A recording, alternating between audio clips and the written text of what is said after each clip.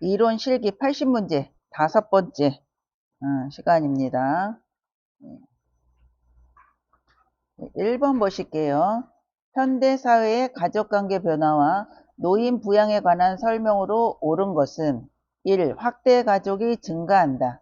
2. 노인 1인 가구 수가 감소한다. 3. 기혼 자녀와의 동거가 늘어난다. 4. 공적 노인 부양의 비중이 낮아진다. 5. 자녀의 독립으로 빈둥지 증후군을 경험한다. 네. 몇 번일까요? 네. 정답은 5번이죠. 현대사회는 확대 가족이 아니라 뭐예요? 핵가족. 노부부만 남아있는 핵가족의 형태이죠. 그래서 노인 1인 가구 수는 감소가 아니라 증가하는 거고, 기혼 자녀와의 동거는 줄어들죠. 그래서 뭐를 느낀다 그랬어요? 빈둥지 증후군을 느끼고, 또 이거 빈둥지 증후군 말고 그냥 물어보기 전에 답이 그냥 딱 나오네요. 물어보기 전에. 네, 그 자녀가 근거리에 와서 돌보는 이런 형태의 가족 형태로 많이 된다 그랬죠. 이게 수정 확대 가족이라고 그랬죠. 2번 다음과 같은 노인의 심리적인 특성은 응어리졌던 감정을 해소하고 실패와 좌절에 대하여 담담해짐. 1. 의존성의 증가. 2. 내향성의 증가. 3. 경직성의 증가. 4. 우울증 경향의 증가. 5. 생에 대한 회고 경향의 증가. 정답은 5번이죠. 예, 과거에 대해서 자꾸 생각을 해요. 생각을 하다 보면 이게 뭉쳐있던 이런 것들이 다 그게 응어리진다 그러죠. 그게 해소가 된다는 거죠. 그래서 이 시기에 이제 죽음을 받아들이는 그런 시기이다 라고 보시면 돼요. 의존성이 증가하면 노인학대도 증가해요. 네. 근데 이 의존성이 신체적, 또 하나는 경제적, 정신적, 신체적, 경제적으로. 신체적은 어차피 나이가 들면 몸이 이제 쇠약해지잖아요. 근데 경제적인 거는 부모가 자녀한테 돈 다 주고 나면 힘이 없잖아요. 그죠? 신체적, 경제적으로 이게 의존을 많이 하게 되면 노인학대는 증가한다라고 보시면 돼요. 다음과 같은 노인의 심리적 특성은 교사로 은퇴한 노인이 지역 아동센터 아동을 대상으로 한 교육 봉사단체를 조직하여 활동함. 1. 독립의 원칙. 2. 평등의 원칙. 3. 보호의 원칙. 4. 참여의 원칙. 5. 존엄의 원칙. 정답은 참여의 원칙이죠. 그러니까 봉사단체를 조직하면 가야 되잖아요. 참가를 해야 되잖아요. 그래서 이 참여의 원칙이나 독립의 원칙 이런 것들은 잘 나와요. 독립의 원칙은 뭐예요? 가능한 한 가정에서 오랫동안 살 수 있어야 된다. 또 경제적으로 돈을 벌어야 되겠죠. 수익을 얻을 수 있어야 된다. 이게 나오면 독립의 원칙이고, 독립의 원칙 빼고는 나머지는 그냥 내용 읽어보면 그냥 비슷하게 이렇게 맞출 수가 있어요. 이건 이제 단체를 조직하고 활동을 하니까 참여의 원칙이다 라고 보시면 돼요. 4번 노인 장기요양보험 등급 인정에 관한 설명으로 옳은 것은 1. 장기요양 인정은 지방자치단체에 신청한다. 2. 장기요양 인정 점수에 따라 8등급으로 나뉜다. 3. 국민건강보험공단은 장기요양 인정조사표에 따라 작성된 조사 결과서를 등급판정위원회에 제출한다.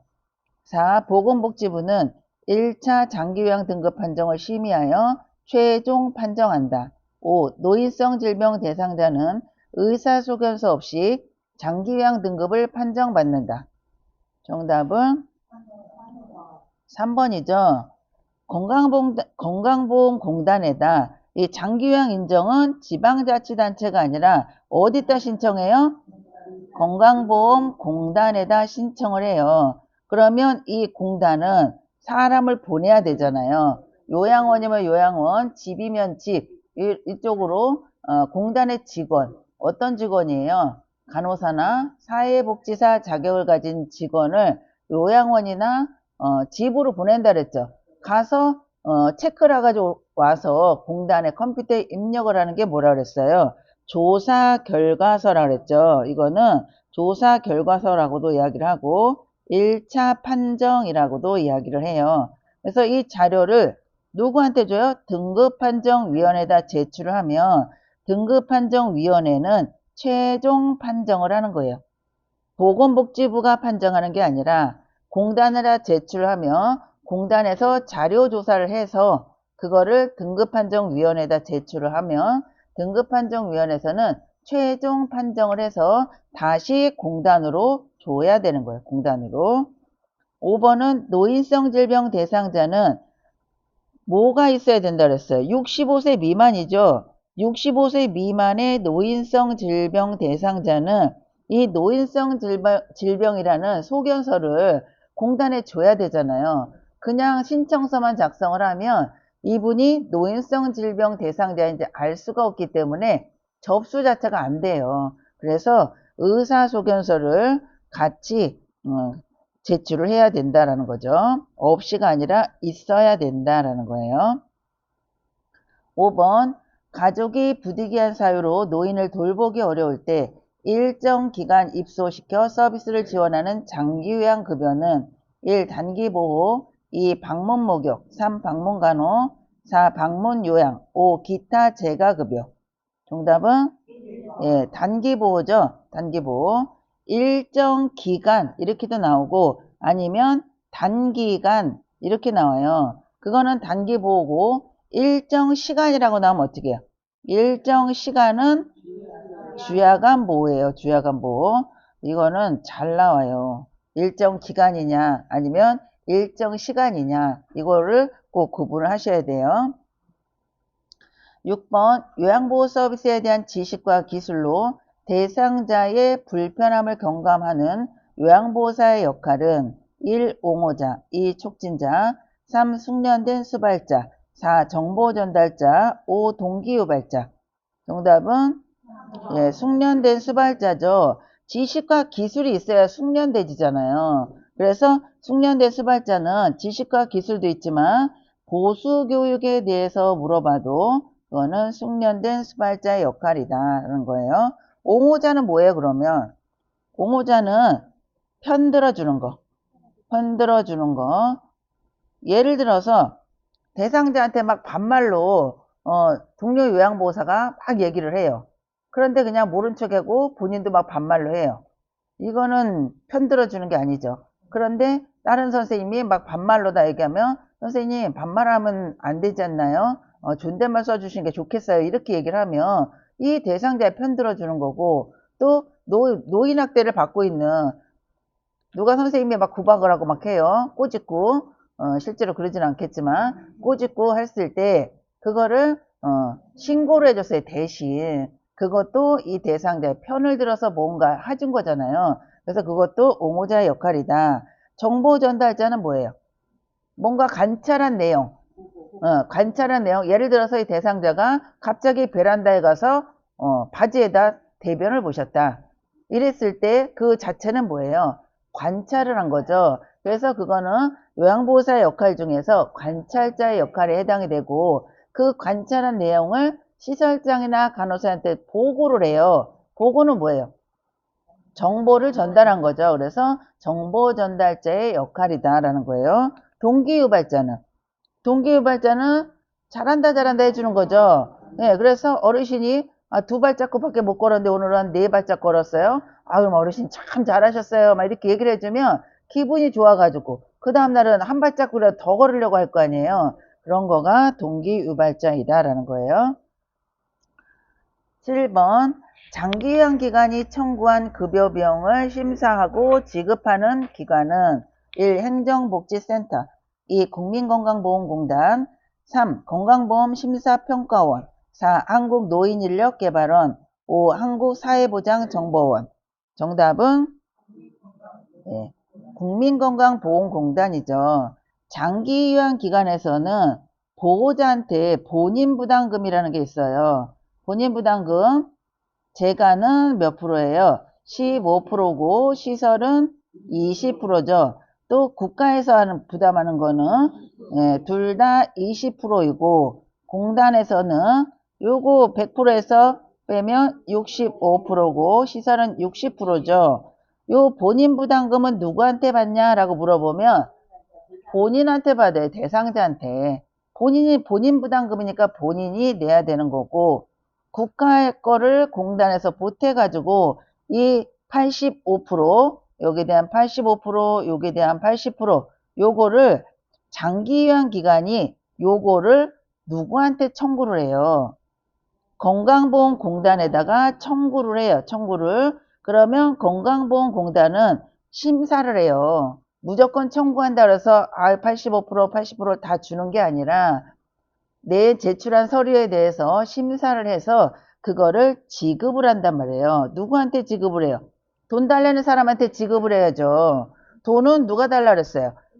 장기유한 기관, 센터라고 하면 안 되고 통틀어서 왜냐 시설도 장기유한 기관, 재가도 장기유한 기관, 그리고 복지연구도 장기유한 기관. 그래서 어쨌든 복지연구는 재가로 들어가잖아요. 그래서 이제 재가는 센터라고 얘기를 많이 해요. 재가센터 이렇게 하는데 요양원은 요양센터 이렇게는 안 해요. 그래서 그런 거를 통틀어서 장기유한 기관이다. 그래서 각각 자기네가 받아야 될 거를 공단에다 청구를 해서 나머지 비용을 받아야지 100% 다 받는 거잖아요. 그쵸? 그런데 이때 기초생활수급권자는 본인 부담금이 0%라 그랬어요. 그러면 0% 되는 거를 누가 부담한다고요? 국가는 20%안 변해요. 국가는 20% 절대 안 변해요. 나머지는 공단에서 해주는 거예요. 이 사람이 시설로 들어갔다면 여기에다 20%를 보태가지고 여기는 0이 되니까 시설로 100%를 줘야 되는 거고 재가는 몇 프로예요? 여기도 똑같이 해가지고 100% 줘야죠. 100%. 여기는 15% 받을 거를 여기서 더해서 15% 줘야 되잖아요. 65%에다 15%. 그쵸? 그렇게 해서 100%를 그래서 이 의료급여 수급권자의 말이 꼬이네 갑자기. 의료급여 수급권자의 비용은 누가 부담하냐 이러면 잘 나오는 게 장기요양기관에서 부담한다. 이렇게 잘 나와요. 장기요양기관이 아니라 공단에서 부담을 하는 거예요. 장기요양기관은 뭐예요? 돈 받는 곳이잖아요. 그래서 장기요양기관은 아니다라는 거예요. 8번 보실게요. 다음에서 파악할 수 있는 노인학대 유형은 종교활동 참여를 방해한다. 집안 경조사에 참여시키지 않는다. 1. 유기, 2. 방임, 3. 정서적 학대, 4. 재정적 학대, 5. 신체적 학대. 정답은 정서적인 학대이죠. 9번 노인학대 문제 해결을 위한 유관기관과 역할을 바르게 연결한 것은 1. 법률기관, 학대 피해 노인의 재정지원, 2. 노인보호 전문기관, 학대 사례 신고 접수, 3. 정신건강복지센터, 학대 판정을 위한 의학적 진단, 4. 의료기관, 학대 피해 노인 쉼터생활 지원, 5. 노인복지시설, 학대 피해 노인 후견인 지정. 정답은 노인보호 전문기관이죠. 노인학대 나오면 노인보호 전문기관이에요. 거기에다가 신고를 하면 접수를 해서 사례 관리를 하고 대상자도 상담을 하고 또 학대를 가한 사람한테 재발 방지 교육을 해요. 노인보호 전문기관에서. 그래서 노인보호 전문기관에서 하는 일은 해가지고 학대를 가한 그 사람에 대한 재발 방지 교육을 한다. 이것도 시험에 잘 나와요. 학대 피해 노인 쉼터 생활을 지원하는 건 어디예요? 어디에서 해주는 거예요?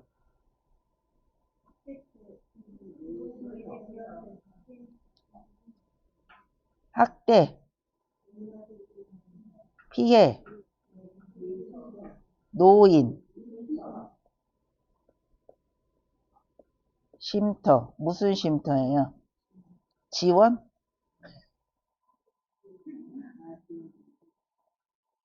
우리 사우나 가면 여자들만 가는 데를 뭐라 그래요? 여성 전용 사우나. 이렇게 되죠. 여성 전용 사우나. 또 아동 전용 쉼터, 미혼모 전용 쉼터, 청소년 전용 쉼터. 이 전용이 붙으면 그 사람들만 가는 거예요. 여기는 학대 피해를 입은 노인들만 가는 데예요. 네, 학대 피해 노인이 가서 뭐 식사비도 보조해주고 기본적인 의료비도 제공을 해주고 이런 데가 어디냐라고 하면 시험 문제에 학대 피해 노인들이 가는 곳이라 그랬어요. 그럼 학대 피해 노인까지는 그냥 가면 되고 뒤에다가 전용 쉼터만 붙이면 돼요. 이거를 길게 이어서 하려니까 이 말이 꼬이는 거예요. 학대 피해 노인이잖아요. 이분들이 가는 전용 쉼터. 그러면 학대 피해 노인 전용 쉼터. 이렇게 되는 거죠. 네, 그죠? 그래서 요거는 지원이 아니라 전용 쉼터예요. 10번 다음 중에서 시각적 성희롱에 해당하는 것은 1. 신체 일부를 밀착한다. 2. 성경험 유무를 묻는다. 3. 음란한 농담을 자주 한다. 4. 특정 신체 부위를 노출한다. 5. 통화할 때 성적인 내용을 말한다.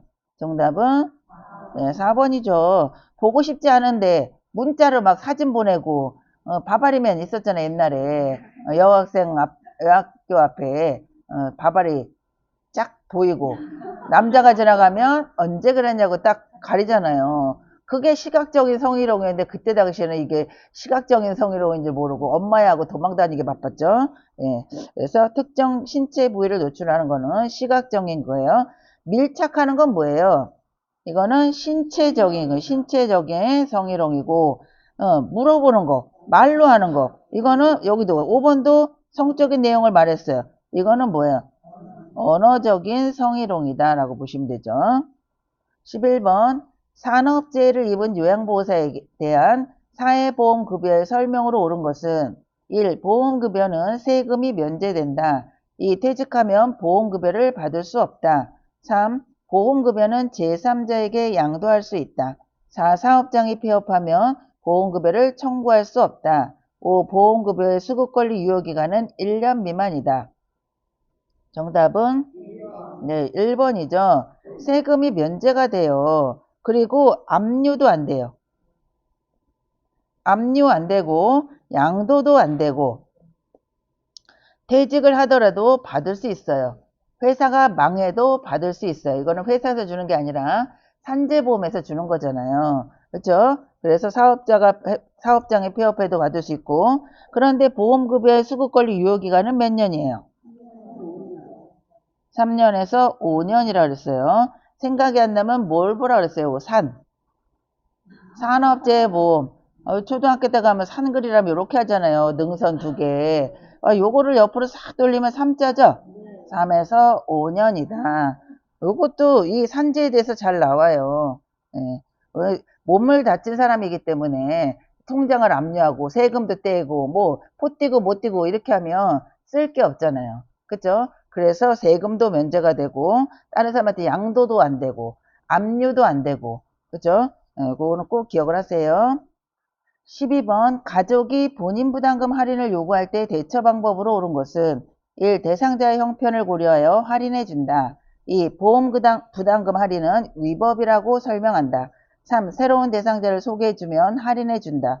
4. 상담을 종료하고 다른 기간을 소개해 준다. 5. 할인 대신 서비스 시간을 늘려주겠다고 제안한다.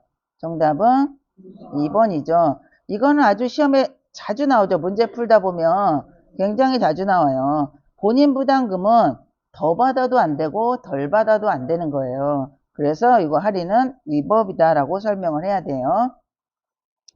13번 요양보호사가 지켜야 할 직업 윤리로 옳은 것은 1. 친절을 베풀며 자신의 종교를 권유한다. 2. 서비스 제공 시 시설장의 의사결정을 우선한다. 3. 보수교육을 통해 전문적 지식과 기술을 습득한다. 4. 타 직종과의 협력보다 업무의 신속성을 중시한다. 5. 대상자가 부상을 당했을 때 요양보호사가 임의로 대응한다. 정답은 3번이죠.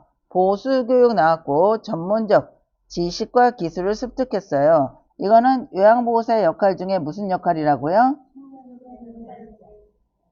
숙련된 수발자의 역할이다. 이거 숙련된 수발자는 엄청 잘 나와요.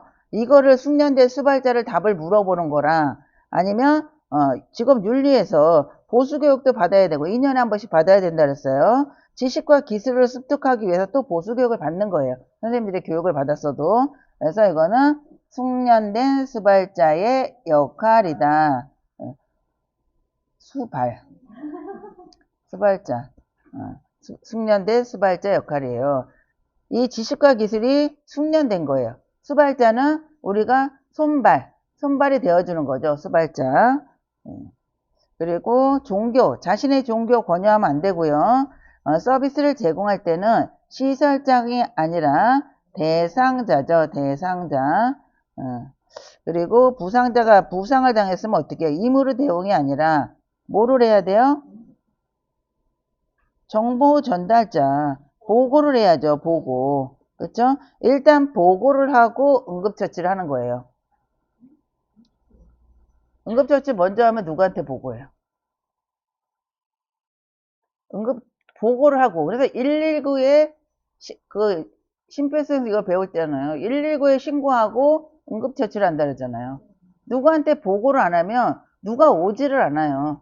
그죠? 그 상황을 먼저 보고를 하고 2명이 있으면 1명은 보고를 하고 1명은 처치를 하면 돼요. 근데 1명이면 어떻게 하라 했어요? 보고를 해야 돼요. 그래서 선생님네 이 객지에서 환자가 발생을 했는데 핸드폰을 또 때마침 안 들고 갔어요. 그런데 주변에 개미새끼 한 마리 안 돌아다녀요. 개미새끼 한 마리 안 돌아다녀요. 근데 전화는 또 옆에 있으면 좋은데 공중전화, 뭐 요즘 공중전화도 없지만 가게가 좀 멀리 떨어져 있어요.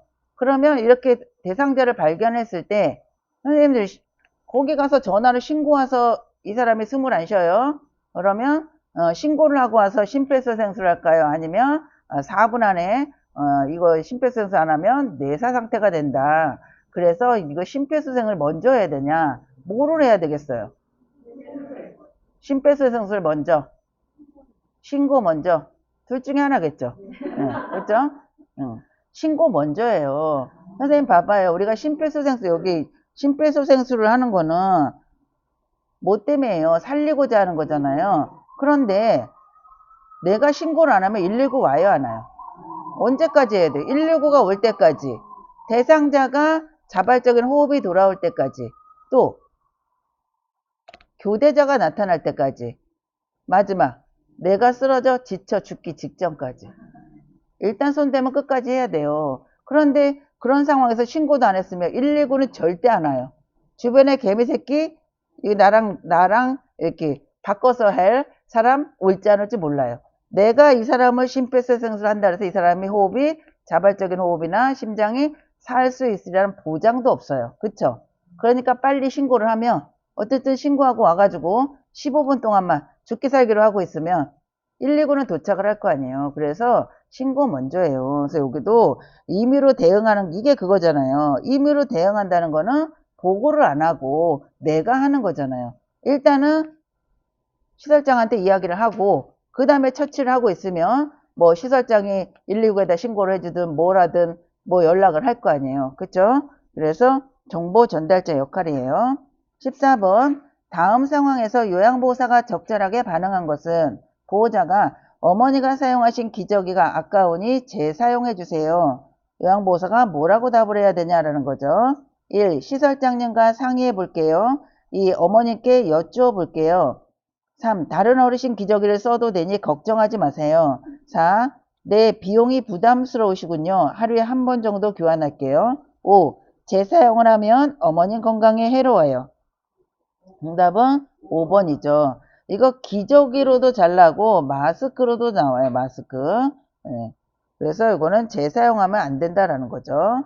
15번 다음 상황에서 요양보호사가 적절하게 반응한 것은 보호자가 상품권을 건네며 그동안 저희 어머니를 돌봐주셔서 감사합니다 라고 했을 때 요양보호사가 적절하게 반응하는 건 어떻게 해야 되냐라는 거죠. 1. 시설장님께 전달해 드리겠습니다. 2. 고맙습니다. 동료와 나눠서 쓸게요. 3. 죄송합니다만 감사한 마음만 받을게요. 4. 이번에는 받지만 다음부터는 이러시면 안 돼요. 5. 이걸로 어르신이 좋아하는 것을 사다 드릴게요. 정답은 마음만 받을게요죠.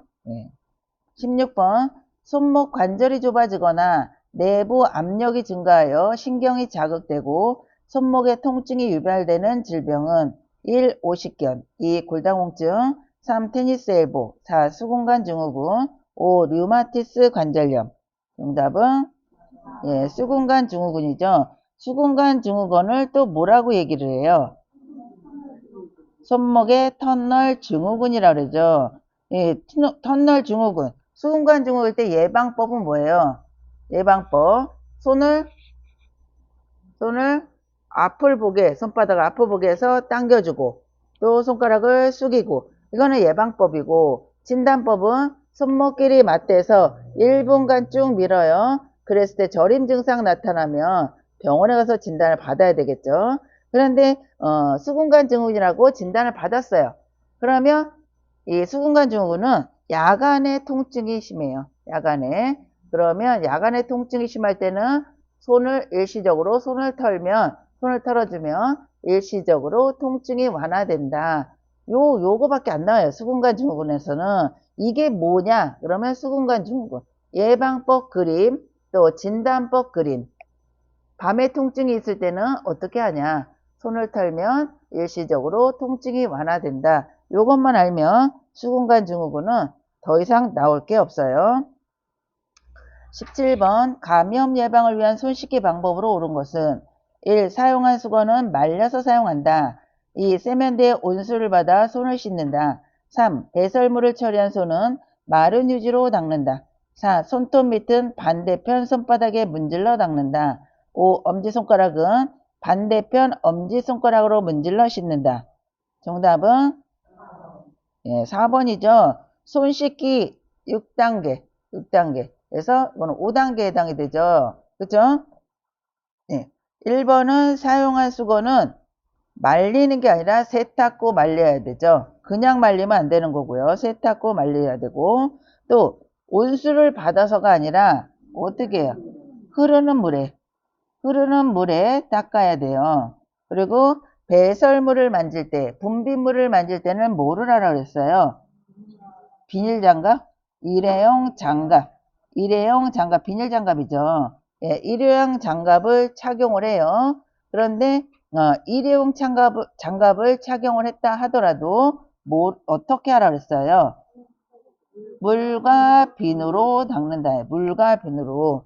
그리고 일회용 장갑은 뭐 빨아서 말려서 재사용했다. 이렇게 나오면 그것도 틀리는 거예요. 일회용 장갑은 그냥 한 번 쓰고 버리는 거예요. 그래서 4번은 손톱 밑은 반대편 손바닥.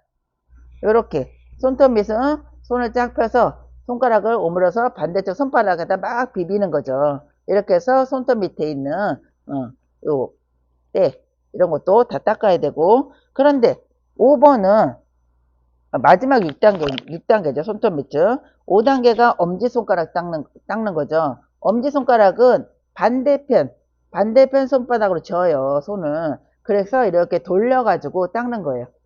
1단계는 손바닥, 2단계는 손등, 3단계는 손가락 사이, 4단계는 이렇게 노래하듯이, 이렇게. 노래하는 거 있잖아요. 애기들 노래할 때 하잖아요. 그 다음에 엄지손가락 5단계, 반대쪽 손도 5단계, 마지막 6단계가 반대편 손바닥에 요거를 이렇게 비비는 게 6단계예요. 그래서 5단계하고 6단계가 시험에 잘 나와요. 18번 세균 바이러스에 의한 폐조직의 염증으로 호흡곤란, 가래, 기침이 나타난 질병은 1. 폐렴, 2. 폐기종, 3. 폐색전, 4. 만성기관지염, 5. 기관지 확장증. 정답은 1번이죠. 문제에 답이 있죠. 폐 조직에 염증이 있다 그랬어요. 그럼 폐렴이죠. 그죠? 그 다음에 19번 노인성 질병의 특성으로 옳은 것은 1. 빈번하게 재발한다. 2. 발병 원인이 명확하다. 3. 단독 질병으로 발생한다. 4. 질병 진행의 경과가 짧다. 5. 정상 노화 과정과 구분하기 쉽다. 정답은 빈번하게 재발하죠. 이 노인성 질병의 특성 시험에 잘 나와요. 꼭 기억을 해야 되고요. 재발이 잘 되고 발병의 원인은 불명확해요. 그리고 단독 질병이 아니라 여러 가지 질병이 같이 오죠. 그렇죠? 고혈압, 당뇨, 뭐 중풍, 또 뭐 있어요? 관절염도 오고 골다공증도 오고 여러 가지 오잖아요. 그쵸? 예, 단독 질병 아니고 질병 진행의 경과는 길어요. 빨리 낫지가 않아요. 그리고 정상 노화 과정과 구분하기 어려우니까 치매하고 건망증하고 구분이 안 가죠. 그쵸? 건망증인 줄 알다가 아유 나이 들면 다 기억력 다 떨어져. 나도 그래. 너만 그러는 게 아니야. 막 이렇게 한단 말이에요. 그러다가 이제 냉장고에 리모컨 들어가고 핸드폰 들어가고 막 이렇게 찾다가 이거 아닌 것 같은데 하고 가서 검사 받으면 치매 진단 나오는 거죠. 그 다음에 20번 노화에 따른 심혈관계 변화로 오른 것은 1. 최대 심박출량 증가 2. 심장 근육의 두께 증가 3. 말초에서 심장으로의 혈액순환 증가 4. 말초혈관의 저항 감소 5. 기립성 저혈압 발생 감소 정답은 2번이죠. 심혈관계 하면 심장 근육이 두꺼워진다. 이거 하나만 기억하면 돼요. 이게 두꺼워지기 때문에 탄력성도 없고 또 박출량도 줄어드니까 말초에까지 가지도 못하니까 노인분들이 손발이 저리다 해요. 그런데 말초까지 가기 힘든 게 어떻게 해요? 말초에서 심장으로 혈액순환이 증가하겠나요? 감소하잖아요. 그래서 심장 근육이 안 두껍고 이렇게 탄력이 좋으면 쭉쭉 잘 빠져나가는데 이게 두꺼워 버리니까 탄력도 안 좋고 박출량도 안 좋고 이것저것 다 안 좋다는 얘기예요. 네, 그래서 심혈관계는 꼭 기억을 하시되 심장 근육이 두꺼워지면 어떻게 되는가 이거를 기억을 하시면 돼요. 21번 퇴행성 관절염 대상자를 돕는 방법으로 옳은 것은 1. 저자녀 시기를 제공한다. 2. 항생제를 복용하게 한다. 3. 평평한 흙길에서 걷기 운동을 하게 한다. 4. 관절염 부위에 지속적으로 부목을 대어준다. 5. 뼈 생성을 촉진하기 위해 소량의 음주를 하게 한다. 정답은 3번이죠. 퇴행성 관절염에 좋은 운동이 뭐가 또 있어요? 수영. 걷긴 했어요, 여기. 평평한 흙길 걷기. 수영. 체조. 네. 수영 잘 나와요, 수영. 그 다음에 22번 피부 건조증 대상자를 돕는 방법으로 옳은 것은 1. 꼭 끼는 옷을 입게 한다. 2. 뜨거운 물로 목욕하게 한다. 3. 목욕 후 물기를 두드려 말려준다. 4. 겨울철에는 제습기를 사용하게 한다. 5. 샤워를 자주 하여 피부 각질을 없앤다. 정답은 3번이죠. 보습 쪽으로 가야 돼요. 손발 청결, 피부 건조증 이런 거 나오면 보습. 여기 물을 두들겨 주면 어떻게 흡수가 되죠. 그래서 보습 쪽으로 가셔야 돼요. 23번 노화에 따른 여성 노인의 생식기계 변화로 오른 것은 1. 난소 크기 감소 2. 성교시 통증 감소 3. 질의 길이 증가 4. 질벽의 두께 증가 5. 에스트로겐 분비 증가 정답은 예, 난소 크기 감소. 나이 들어서 아기 날 일 없잖아요. 그쵸? 예. 그 다음에 24번 뇌졸중으로 오른쪽 뇌가 손상되었을 때 나타날 수 있는 증상으로 옳은 것은 1. 왼쪽 팔의 소양증 2. 왼쪽 다리의 마비 3. 양쪽 손의 떨림 4. 오른쪽 팔의 감각 저하 5. 오른쪽 다리의 얼얼한 느낌 정답은 예, 2번이죠. 이 뇌졸중에서 오른쪽 뇌가 손상이 됐냐, 왼쪽 뇌가 손상이 됐냐, 둘 중에 하나죠. 왼쪽 아니면 오른쪽이니까. 그런데 뇌는 어떻게 된다 그랬어요? 목에서 뇌신경은 교차가 돼요. 반대로. 그래서 뇌를 반으로 갈랐을 때 이게 왼쪽, 오른쪽이죠. 왼쪽 뇌에는 언어중추가 있다 그랬어요. 언어중추. 언어중추. 그런데 왼쪽이든 오른쪽이든 마비가 와요. 반대쪽 마비는. 그런데 왼쪽 뇌를 물어볼 때는 언어에 대한 거를 물어본다 그랬어요. 오른쪽 뇌는 움직임에 대한 거. 그러니까 오른쪽 뇌니까 어떻게 됐어요? 왼쪽이죠. 왼쪽 다리의 마비. 소양증이라는 건 뭐예요? 소양증은 가려움증이에요. 가려운 거를 소양증이다 라고 얘기를 해요. 그래서 반대쪽을 보시면 돼요. 반대쪽. 그래서 오른쪽 뇌는 왼쪽이 마비고 왼쪽은 오른쪽이 마비면서 말이 어눌하고 아예 말을 못할 수도 있고 말귀를 못 알아들을 수도 있어요. 25번 노화에 따른 청각계 변화에 관한 설명으로 옳은 것은 1. 고막이 얇아진다. 2. 이관이 좁아진다. 3. 외이도가 습해진다. 4. 평형감각이 향상된다.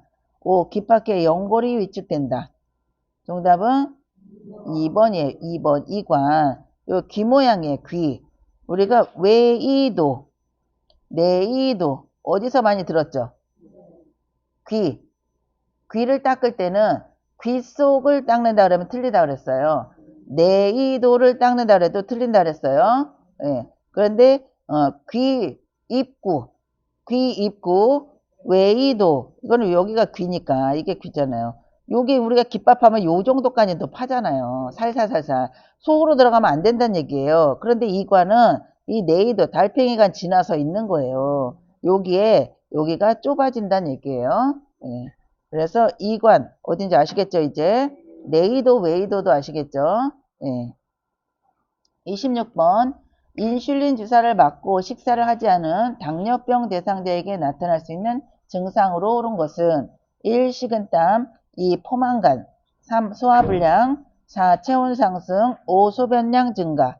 정답은 1번 식은땀이죠. 저혈당에 빠지면 인슐린 주사를 맞았다는 건 뭐예요? 혈당을 낮추기 위해서 주사를 놔줬는데 거기다 주사 맞았는데 식사까지 하지 않아요. 그러면 당이 떨어지죠. 저혈당. 그래서 식은땀은 저혈당의 증상이다 라는 거예요. 27번 당뇨병 대상자의 운동 방법에 관한 설명으로 옳은 것은 1. 고강도에서 저강도로 운동한다. 2. 밥을 먹고 30분에서 1시간 뒤에 운동을 시작한다. 3. 혈당이 300ml 이상이면 운동 강도를 높인다. 4. 혈당 강화제를 복용하는 경우에는 운동을 제한한다. 5. 안정시 심박동수의 3배가 될 정도의 강도로 운동한다. 정답은 2번이죠. 이 문제도 잘 나와요. 이거 여러 번 나온 문제예요. 우리가 노인분들은 고강도가 먼저 나오면 안 돼요. 저강도에서 고강도로 또 빠르게 나오면 그게 답이 아니에요. 밥을 먹고 나서 30분에서 1시간 뒤에는 당이 오르기 시작해요. 먹고 나서. 그래서 당이 오르기 시작할 때 운동을 하면 떨어져도 그렇게 많이 안 떨어질 거 아니에요. 근데 밥을 안 먹고 식은땀 나고 있는데 저혈당 증상이 있는 데서 운동을 하면 당은 더 떨어지겠죠. 그죠? 혈당이 300ml 이상이면 운동 강도를 높이는 게 아니라 의사랑 상의를 해야 되겠죠. 그리고 혈당 강화제를 복용하는 경우에도 운동 제한하거나 이러진 않아요. 안정시 심박동수는 뭐예요? 운동을 막 하고 나면 심장의 박동수가 평상시에 내 박동수보다 더 올라가 있어요. 그래서 다시 이제 좀 숨고르기 이런 걸 하다 보면 내 원래의 맥박대로 온다는 얘기예요. 그런데 그게 내 맥박수가 70인데 이거 3배면 몇 배예요? 210회가 뛰면요 죽어요. 죽어. 네, 그래서 이 3배가 될 정도의 강도로 운동하면 안 되는 거예요. 28번 선망에 관한 설명으로 옳은 것은 1. 의식이 명료하다. 2. 주의력이 감소한다. 3. 회복이 불가능하다. 4. 수면 양상이 일정하다. 5. 증상이 서서히 나타난다. 정답은 2번 주의력 감소예요. 우리가 선망 증상은 갑작스러운 의식 및 주의력이 떨어지고 시간, 장소, 사람에 대한 혼란이 나타나요. 진압력 장애가 오는 거예요. 환각, 환청, 기억력 저하, 또 과도한 흥분, 또 처짐, 늘어져요. 이런 게 특징이다라는 거죠. 이거는 뇌기능 장애로 인해서 발생을 하고 치매와는 다르다라는 거예요. 일시적이고 회복이 가능한데 조기 발견이 중요하다라는 거죠. 29번 밤에 잠이 들기까지 시간이 오래 걸리고 자주 깨는 대상자의 수면을 돕는 방법으로 옳은 것은 1. 저녁에 과식하지 않게 한다. 2. 초저녁부터 잠자리에 들게 한다. 3. 밤에 땀 흘리는 운동을 하게 한다. 4. 저녁 식사 후 따뜻한 홍차를 제공한다. 5. 취침 전에 집중할 수 있는 놀이를 함께 한다. 정답은 1번이죠. 배가 불러도 잠이 안 와요. 그쵸? 초저녁부터 잠자리에 들면 더 일찍 깨죠. 그리고 땀 흘리는 운동하면 잠 안 와요. 그리고 4번은 카페인 들은 거는 주면 안 되고 만약에 이제 잠을 못 자고 막 그렇게 하면 또 배가 고파서 잠을 못 잘 수도 있어요. 그럴 때는 따뜻한 우유, 이거는 돼도 따뜻한 홍차는 안 돼요. 30번, 노인에게 약물 중독의 위험이 증가하는 이유는 1. 대장의 운동성 증가, 2. 심장 근육의 수축력 증가, 3. 신경 전달 물질의 분비 증가, 4. 신장의 배설 능력 감소, 5. 폐 조직의 탄력성 감소. 정답은 4번이죠. 배출이 안 돼요. 신장에서 방광을 통해서 소변을 통해서 노폐물이 배출이 되고 해야 되는데 이게 잘 안 돼요. 신장 기능이 안 좋으면 약은 계속 먹는데 필요한 거는 흡수가 되고 나머지는 배출이 돼야 되는데 배출이 안 된단 말이에요. 그러면 약물 중독 상태가 될 수가 있다라는 거죠. 31번 노인에게 권장되는 예방접종에 관한 설명으로 옳은 것은 1. 결핵은 10년마다 1회 접종한다. 2. 대상포진은 매년 1회 접종한다. 3. 파상풍은 5년마다 1회 접종한다. 4. 인플루엔자는 3년마다 1회 접종한다. 5. 폐렴구균은 65세 이후 1회 접종한다. 정답은 네, 5번이죠. 결핵은 뭐 예전에 다 접종을 받았기 때문에 지금 따로 접종을 안 받아요. 그런데 결핵 환자랑 접촉을 했을 경우에는 검사를 해요. 검사. 보건소에 신고가 돼요. 결핵이 발생이 되면 결핵은 2급 감염병이라고 했어요. 그래서 결핵이 발견된 즉시 의사가 보건소장한테 이거를 신고를 해야 되는 거예요. 얼마 만에? 24시간 안에. 24시간 안에 신고를 해야 돼요. 안 하면 벌금이 500만 원이에요. 500만 원. 10명 신고 안 하면 5천만 원. 네, 그래서 어쨌든 기억하라고 하시라는 거예요. 결핵은 2급 감염병이고 호흡기 감염이에요. 그래서 전파가 잘 돼요. 그래서 결핵 대상자 접촉을 하면 흉부 엑스레이를 찍는다. 흉부 엑스레이. 대상포진은 몇 년이에요? 60세 이후. 예. 왜냐면 이 교재가 바뀌기 전에는 폐렴이랑 대상포진은 다 65세였어요. 근데 이번에 바뀌었어요. 그럼 이제 헷갈리겠죠. 그쵸? 근데 안 헷갈려야 되는 방법이 있겠죠. 그쵸? 60세, 65세? 가나다라. 왜 ABCD예요? 대상포진에 D것이고 폐렴은 POBC 왜 ABCD가 나와요 갑자기. 가나다라가 나와야지. 가나다라. 외국인이세요? 가나다라. 대상포진이 D것이 먼저잖아요.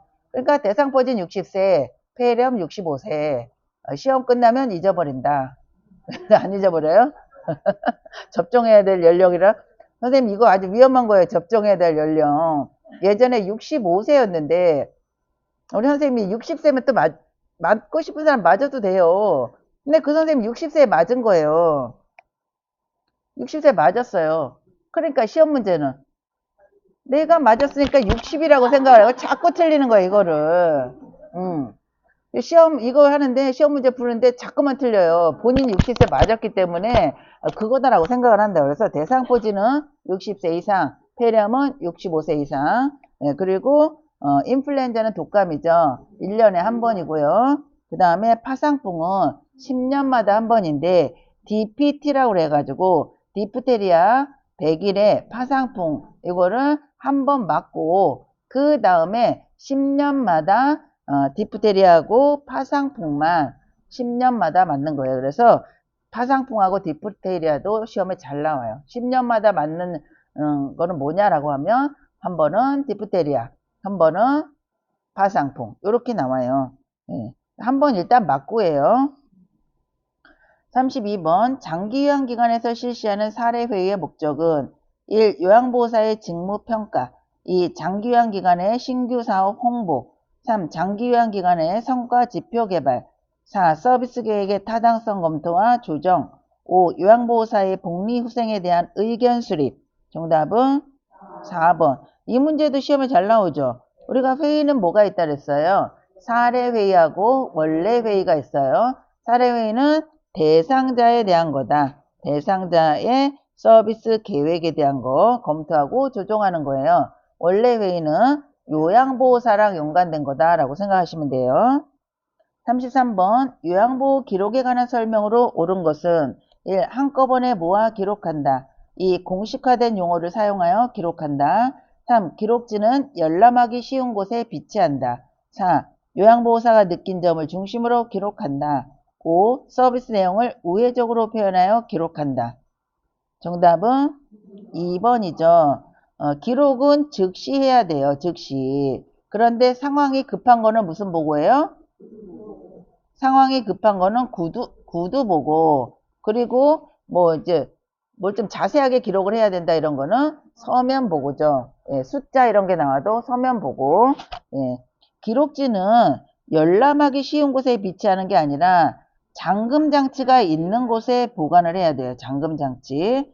그리고 4번은 뭐예요? 요양보호사가 느낀 점이라는 거는 요거는 주관적이라는 거예요. 본인 생각이 들어간 거예요. 그래서 주관적으로 하면 안 되고 객관적으로 해야 되는데 객관적으로 기록을 해야 되는 거예요. 서비스 내용은 윙빙 돌려서 하면 안 되겠죠. 예. 34번 임종 적응 단계 중 분노 단계에서 일반적으로 나타나는 특징은 1. 자신의 근심과 슬픔을 표현한다. 2. 상황을 체념하고 마지막을 준비한다. 3. 삶이 조금이라도 연장되기를 바란다. 4. 건강을 다시 회복할 수 있다라고 믿는다. 5. 주변 사람들에게 불평을 하면서 관심을 끈다. 정답은 예, 5번이죠. 불평을 하는 거는 막 화를 내고 불평을 하는 거는 내가 이만큼 힘이 들다. 나한테 관심을 좀 가져달라 해서 하는 거라 그랬죠. 1번에 근심 슬픔 나오면 뭐예요? 요거는 우울의 단계이다. 마지막 체념 나오면 수용. 체념 나왔는데 체념이면 되겠습니까? 예, 수용의 단계죠. 수용 그러면 체념. 예, 그래서 뭐라 그랬어요? 나는 지쳤어. 땡벌. 땡벌. 나는 지쳤어. 땡땡. 요런 글자가 나와도 수용의 단계이다. 3번에 삶이 조금이라도 연장되기를 바라는 거는 뭐예요? 누구한테 타협을 한다 그랬어요? 예, 신하고 타협을 하는데 뭐라고 타협을 해요? 우리 아들이 장가 갈 때까지만 살게 해주세요. 우리 손주가 대학 갈 때까지만 살게 해주세요. 아들은 애인도 없고 손주는 1살이고 그쵸? 죽기 싫다는 얘기예요. 그 다음에 4번은 건강을 다시 회복할 수 있다고 믿는다. 이거는 부정의 단계죠. 부정. 병 자체를 부정을 하고 다른 사람 다 죽어도 나는 살 수 있어. 이거 그러면서 더 큰 병원 가서 검사할래. 이게 부정의 단계이다라는 거죠. 35번 임종 대상자의 가족을 돕는 방법으로 옳은 것은 1. 곧 괜찮아질 거라며 위로한다. 2. 고인의 유품을 알아서 정리한다. 3. 가족의 태도와 행동을 판단하여 돕는다. 4. 가족이 스스로 감정을 표현하도록 지지한다. 5. 장례식장에서 가족과 함께 문상객을 맡는다. 정답은 예, 4번이죠. 고인의 유품은 어떻게 해요? 목록을 적어서 가족한테 줘야 돼요. 목록을 적어서 가족에게 준다. 그러면 가족이 뭐 버릴 건 버리고 여기서 뭐 휠체어는 기관에서 좀 쓰세요. 이런 거 이렇게 뭐 주고 가는 것도 있단 말이에요. 일단은 대상자 거는 다 목록을 적어서 보호자한테 주면 보호자가 그걸 보고 결정을 하는 거예요. 알아서 정리하는 거 아니고요.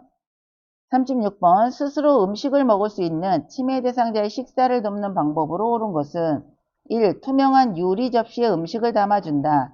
2. 식전에 사탕을 제공하여 식욕을 돋운다. 3. 무게감이 있는 숟가락을 사용하게 한다. 4. 소금이나 간장은 식탁 위에 두고 사용하게 한다. 5. 식사 시간에 졸려 하더라도 제 시간에 먹게 한다. 정답은 예, 3번이죠. 숟가락은 손잡이가 무거운 것을 준다라고 했어요. 치매 대상자가 식사하는 것을 잊어버릴 수 있기 때문이라고 했어요. 유리 접시보다는 뭐가 좋아요? 예, 접시보다는 사발이 좋다. 식전에 사탕을 제공하면 식욕이 돋나요? 치매 대상자 단 거 주면 또 뭐 식욕이 뭐 돋지는 않지만 사탕 제공했다가는 또 목에 걸릴 수도 있어요. 사탕 위험해요. 그래서 식전에는 뭘 제공하는 게 아니고요. 4번에 소금이나 간장은 왜 두지 말라 그랬어요?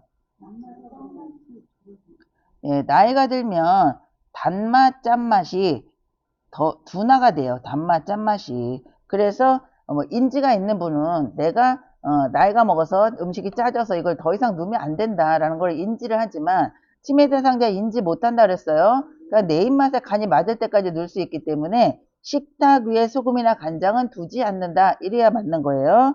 그리고 5번에 식사 시간에 졸려하면 잠이 다 깬 다음에 줘야 돼요. 잘못해서 살에 걸려서 기도로 넘어갈 수도 있어요. 37번 거동이 불편한 대상자의 식사를 돕는 방법으로 옳은 것은 1. 팔꿈치가 식탁에 닿지 않게 한다. 2. 등받이가 없는 의자에 깊숙이 앉게 한다. 3. 발바닥이 바닥에 닿도록 의자 높이를 조절한다.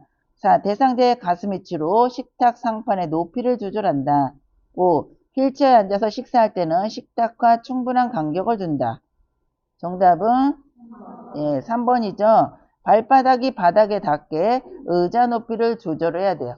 근데 발가락 끝이 바닥에 닿게 한다 그러면 틀리는 거예요. 발바닥 전체가 닿아야 되고 의자를 당겼을 때 팔꿈치는 식탁 위에 가야 되고 등받이, 팔걸이 다 있는 거야 돼요. 등받이 없는데 깊숙이 앉다가 뒤로 넘어가겠죠. 그래서 등받이 있는 의자, 팔걸이도 있고 깊숙이 앉아야 되고 그 다음에 식탁의 상판의 높이는 뭐예요? 가슴과 배꼽 사이, 가슴과 배꼽 사이에 맞춰 주셔야 돼요. 그 다음에 38번 경관 영향액을 제공할 때 대상자의 상체를 높이고 오른쪽으로 비스듬히 눕히는 이유는 1. 비위간이 새지 않도록 하기 위해 2. 영향액의 주입 속도를 조절하기 위해 3. 대상자가 비위간을 빼지 못하게 하기 위해 4. 영향액이 기도로 역류할 가능성을 줄이기 위해 5. 영향액의 온도를 유지하기 위해 정답은 4번이죠. 자, 선생님 여기 보시면 왜 오른쪽으로 눕히냐라고 하면 여기가 반이죠. 반. 몸의 반. 위가 여기는 왼쪽, 여기는 오른쪽이죠. 위는 왼쪽으로 치우쳐져 있어요. 그래서 오른쪽으로 누워야지 역류도 안 되고 중력에 의해서 잘 내려가요. 예. 그리고 요 그림 보시면 요거는 위장이고 요거는 소장이에요. 소장. 작은 가늘고 긴 거. 그리고 요게 대장이죠. 대장. 대장의 방향이 어떻게 돼 있어요? 오른쪽에서 왼쪽으로 하는 시계 방향으로 돼 있단 말이에요. 그래서 목욕을 할 때나 배 마사지 할 때는 배꼽을 중심으로 시계 방향으로 마사지하는 이유는 이 대장의 방향이 그렇게 돼 있기 때문이라는 얘기예요. 시계 방향으로. 39번 처방된 알약의 개수가 많은 대상자의 복약을 돕는 방법으로 옳은 것은 1. 물에 녹인 후 제공한다. 1. 알약을 쪼개서 제공한다. 3. 갈아서 가루로 제공한다.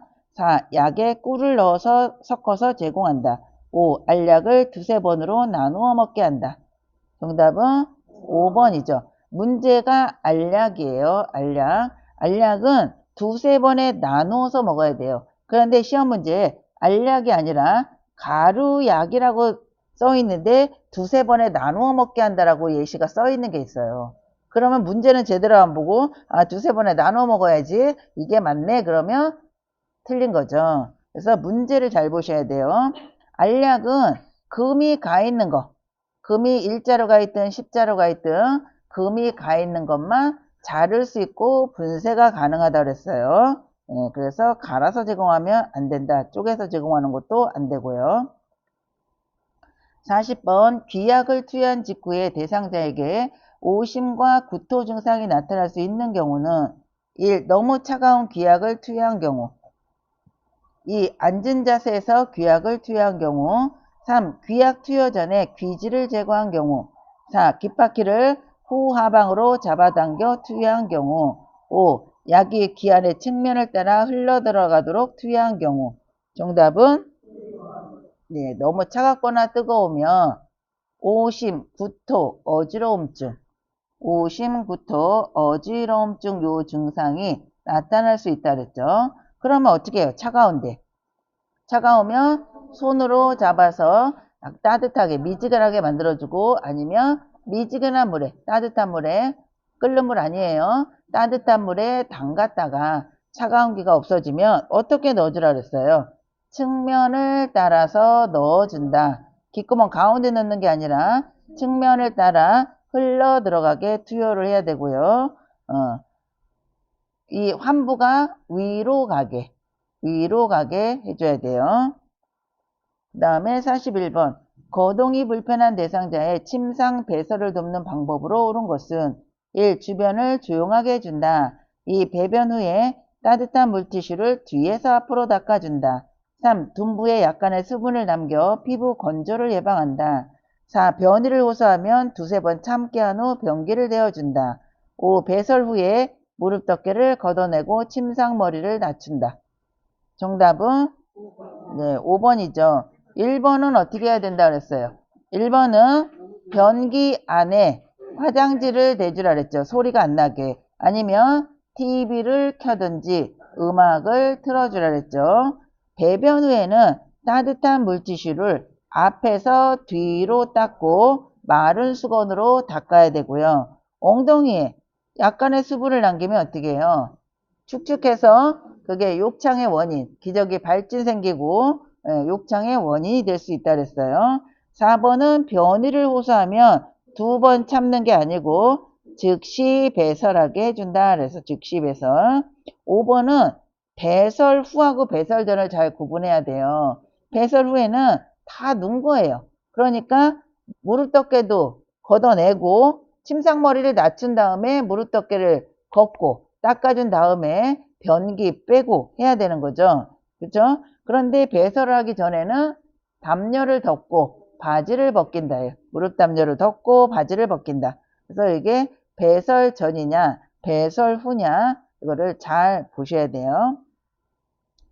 42번 편마비 대상자의 화장실 이용을 돕는 방법으로 옳은 것은 1. 건강한 쪽에 서서 이동을 돕는다. 2. 이동하기 편리한 슬리퍼를 신긴다. 3. 마비된 쪽으로 안전 손잡이를 잡게 한다. 4. 화장실 바닥에 미끄럼 방지 매트를 깔아준다. 5. 배설 중에도 도움을 요청할 수 있도록 화장실 문을 열어둔다. 정답은 화장실 바닥에 미끄럼 방지 매트를 깔아줘요. 편마비 대상자는 불편한 쪽에서 도움을 줘야 돼요. 불편한 쪽에서 이동을 도와야 되고 슬리퍼 신으면 안 되죠. 슬리퍼도 잘 나와요. 미끄러질 수 있고 벗겨질 수 있어서 안 되고 3번은 마비된 쪽으로는 뭔가를 잡을 수가 없죠. 건강한 쪽으로 안전손잡이를 잡아야 되고 배설 중에는 도움을 요청할 수 있도록 화장실 문을 열어두는 게 아니라 화장실 문은 닫고 뭐를 하라 그랬어요? 문 밖에서 중간중간 말을 시키라 그랬죠. 뭐 때문에요? 대상자의 상태를 확인하기 위해서라 그랬어요.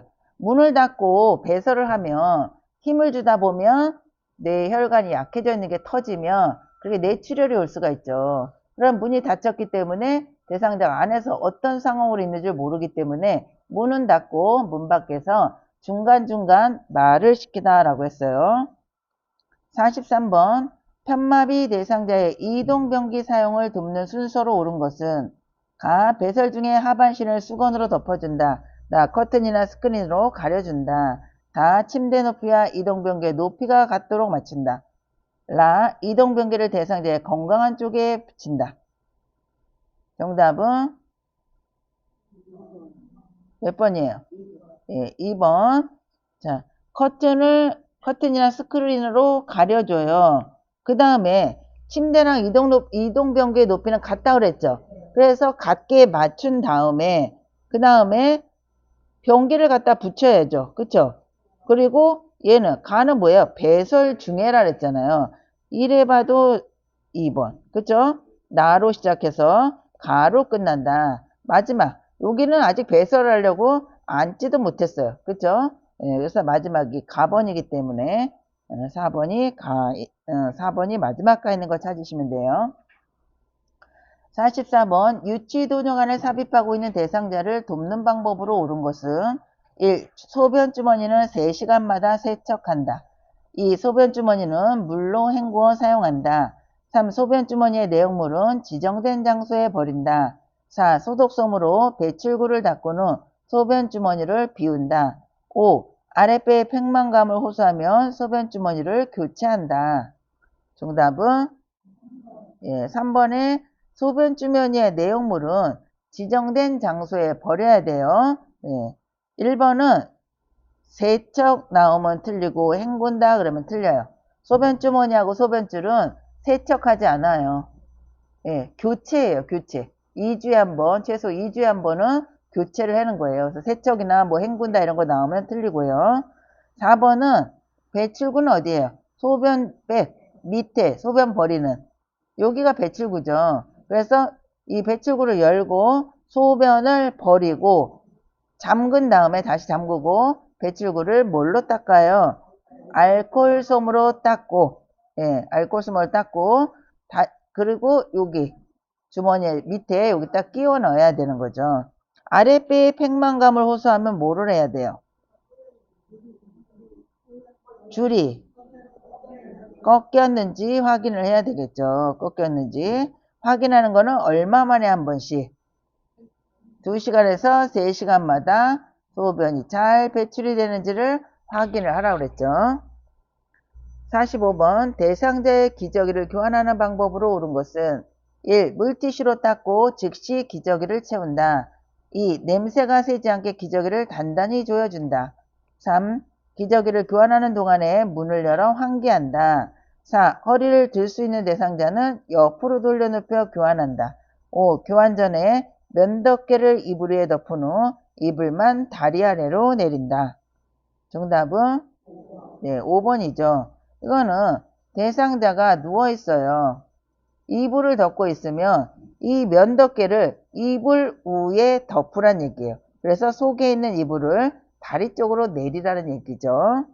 1번은 물티슈로 닦은 물티슈가 나오면 반드시 마른 수건이 나와야 돼요. 마른 수건이나 마른 휴지. 냄새 나지 않게 기저귀를 단단히 조이면 어떻게 해요? 아프죠, 아파요. 그리고 불편해서 자꾸 뜯으려고 그래요.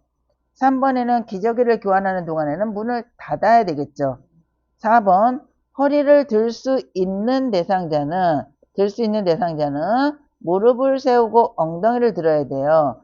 대상자가 허리를 못 드는 사람은 옆으로 돌려서 교환을 해야 되고요. 46번 의치의 변형을 막을 수 있는 방법으로 옳은 것은 1. 의치를 소독할 때는 표백제에 담근다. 2. 의치를 흐르는 물로 닦은 후 베타딘으로 소독한다. 3. 의치를 주방세제로 씻은 후 뜨거운 물로 소독한다. 4. 전체 의치인 경우 뚜껑이 있고 물이 담긴 용기에 넣어 보관한다. 5. 의치를 끼우기 전에 전자레인지에 1분간 데워 사용한다. 정답은 4번이죠. 전체 의치라는 거는 위아래, 위에도 틀리, 아래도 틀리예요. 이럴 때는 맞추어서 보관한다. 맞추는 건 뭐래? 짝을 맞춰서 보관하라고 그랬죠. 소독 표백제, 베타진 이건 안 되고 주방 세제로 닦는 거는 맞아요. 그쵸?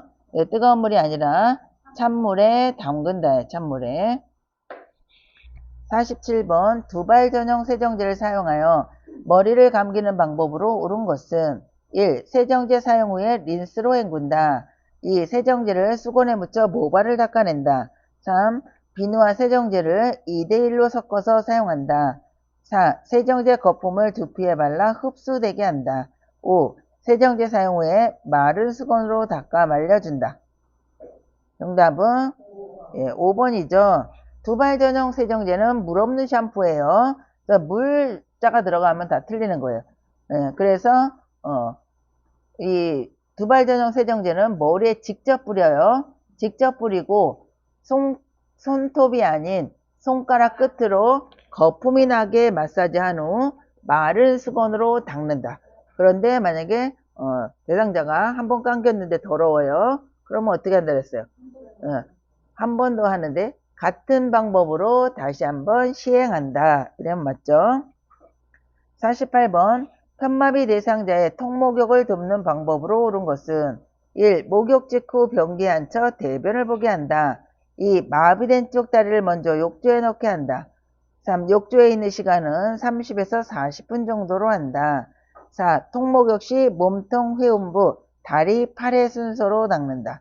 5. 목욕 후 어지러움이 있는지 확인하고 물을 마시게 한다. 정답은 네, 5번이죠.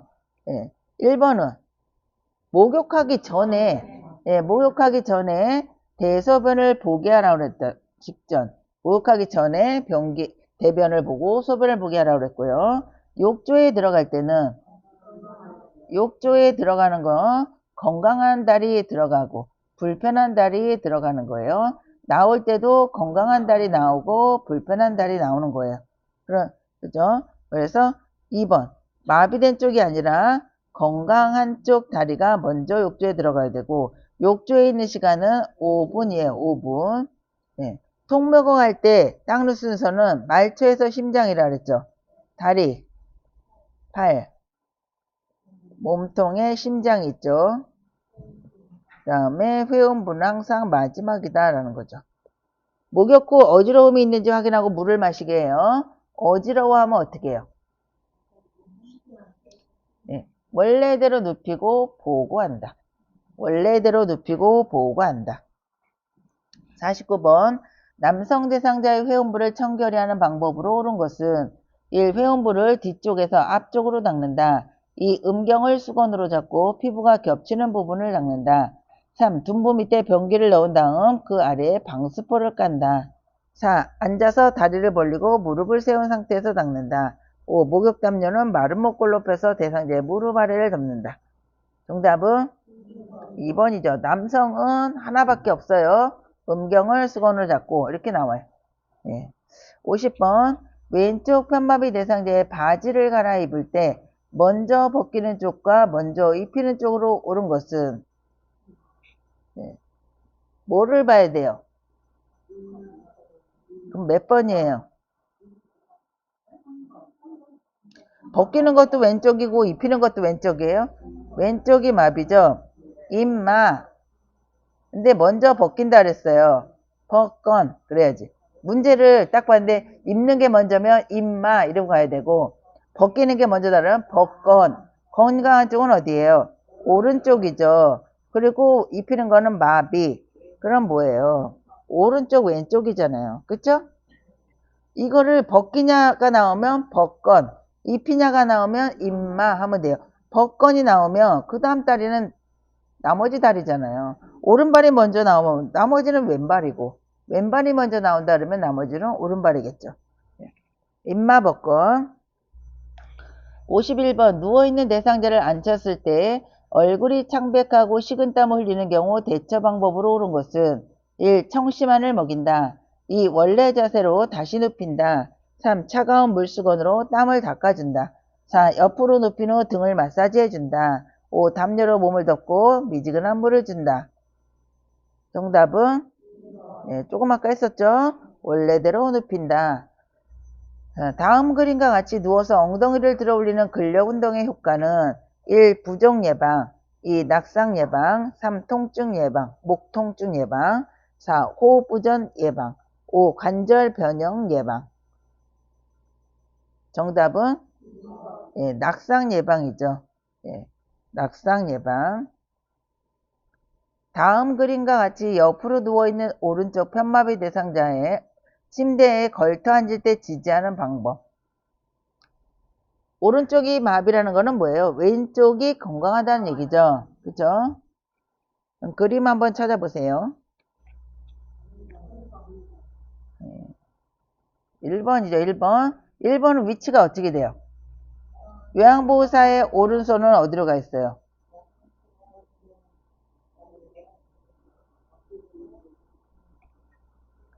목 쪽으로 넣어서 어깨를 등하고 같이 닿아라 그랬죠. 여기가 어깨와 등이에요. 또 한 손은 어디예요? 대퇴부라고도 하고 예. 여기 엉덩이 밑에 고개를 잡아서 그냥 잡은 상태로 누우면 일으켜 앉히기. 또 다리를 잡아 빼서 이렇게 걸터 앉으면 걸터 앉히기죠. 그렇죠? 이때는 대상자를 건강한 쪽으로 돌려 눕혀야 돼요. 왜냐하면 건강한 손으로 짚어야 되기 때문이에요. 요 그림도 시험에 잘 나와요.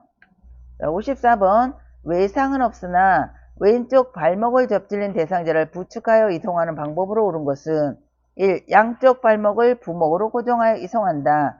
2. 척추 고정판을 대상자의 왼쪽으로 넣어 이송한다. 3. 얼음이 담긴 양동이에 왼쪽 발을 넣은 채로 이송한다. 4. 대상자의 왼쪽 팔로 요양보호사의 허리를 감싸게 하여 이송한다. 5. 대상자의 오른쪽에 밀착하여 대상자의 움직임을 최소화하며 이송한다. 정답은 네, 5번이죠.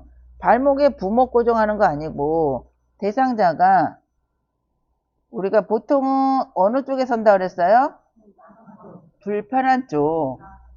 일반적으로 보조해 주는 거는 불편한 쪽에 서야 돼요. 그런데 이렇게 부축, 이송 이게 나오면 건강한 쪽이에요. 여기가 환자예요. 다쳤어요.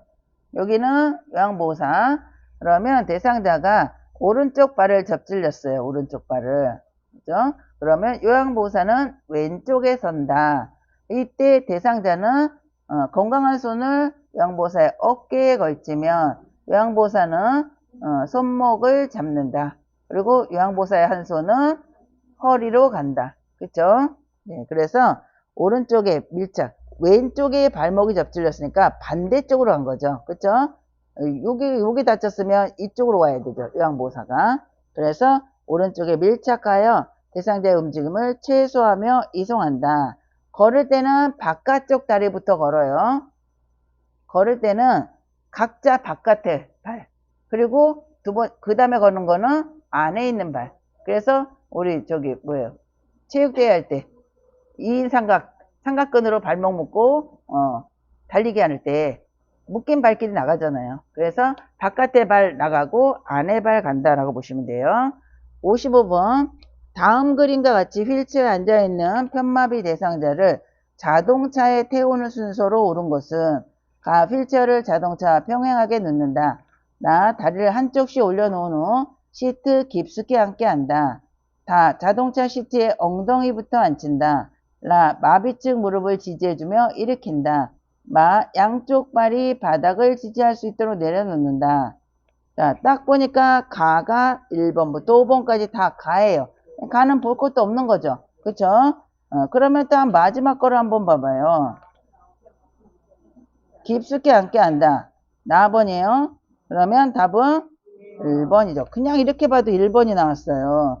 그런데 엉덩이가 자동차에 이 대상자를 휠체어를 갖다 놓고 잠금 장치를 잠그고 발판을 올려요. 일으켜 세워서 차에 앉을 때는 엉덩이부터 앉고 그 다음에 다리 하나씩 올라가는 거잖아요. 그러니까 엉덩이 다음에 다리를 한쪽씩 올리는 거잖아요. 그러니까 다 다음에는 나다라는 거다. 이래저래. 그죠? 56번. 다음 그림과 같은 침대를 안전하게 사용하는 방법으로 옳은 것은 1. 한쪽 침대 난간은 내려둔다. 2. 이송 시 침대 난간을 잡고 이동한다. 3. 침대 바퀴에 볼트를 느슨하게 해놓는다. 4. 크랭크 손잡이에 주변 공간을 확보해 둔다. 5. 부착된 식탁을 누워있는 대상자의 위쪽에 펴둔다. 안전하게 사용하는 거는 몇 번이에요? 네, 4번. 크랭크 손잡이 이거 수동이죠, 수동. 수동 침대 이렇게 돌려서 침대 올리고 내리는 거예요. 요거는 접혀요. 그래서 다 사용하고 나서는 접어둬서 여기 공간을 좀 확보를 해두라라는 거고, 이 난간은 이게 약해요. 그래서 난간 잡고 올라가면 안 되고, 난간 잡고 내려와서도 안 되고, 이 바깥쪽 벽 쪽에 있는 난간은 올려놓고 이쪽도 올려놓는 거예요. 근데 이제 침대가 고정이 돼 있고 이렇게 하면 이제 벽 쪽에 있는 거는 내려놓기도 해요. 그런데 내려놓는 것보다는 올려놓은 게 안전하고, 왜냐면 침대가 또 이게 잠금 장치가 풀려서 밀리면 한쪽으로 떨어질 수도 있겠죠.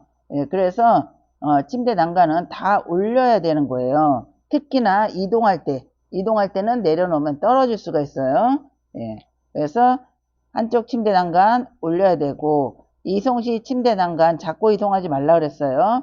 이거 다 볼트로 이루어졌는데 볼트가 느슨하면 이게 무너질 수가 있어요. 저 예전에 병원에서 근무할 때 방사선과 엑스레이 찍으러 엘리베이터 탔다가 침대 무너져가지고 한쪽이 이렇게 쭉 내려간 거예요.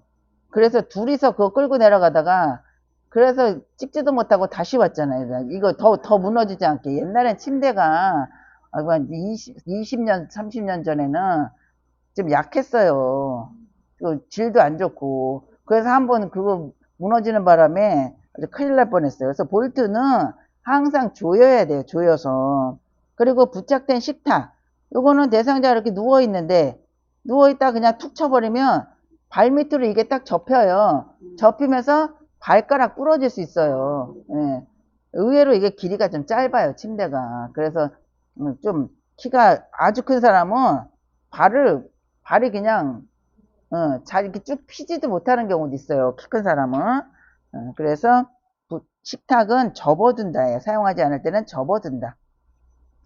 57번 대상자의 감염 예방을 위한 흡입 물품 관리 방법으로 옳은 것은 1. 흡입병은 1일 3회 이상 멸균 소독한다. 2. 흡입병에 담긴 분비물은 세면대에 버린다. 3. 고무로 된 카테터는 씻어서 햇볕에 말린다. 4. 카테터는 알코올로 30분 이상 끓여 소독한다. 5. 사용한 카테터는 분비물이 빠지도록 물에 담가 놓는다. 정답은 5번이죠. 흡입병은 소독 아니에요. 흡입병에 가래가 고이는 거예요. 그 압력으로. 그럼 병이 없으면 기계를 사용을 못 하겠죠. 그죠? 그래서 흡입병은 1회 이상 버린다예요. 내용물만 1회 이상 버린다. 또 흡입병에 담긴 분비물은 세면대가 아니라 버려야 되는 위치, 정해진 장소에다 버려야 되고, 고무로 된 카테터라는 거는 줄이에요. 줄. 소변줄을 소변 카테터. 가래 뽑는 거 그거를 흡입 카테터, 뭐 석션 카테터 이런 식으로 뒤에 카테터가 붙는 거예요.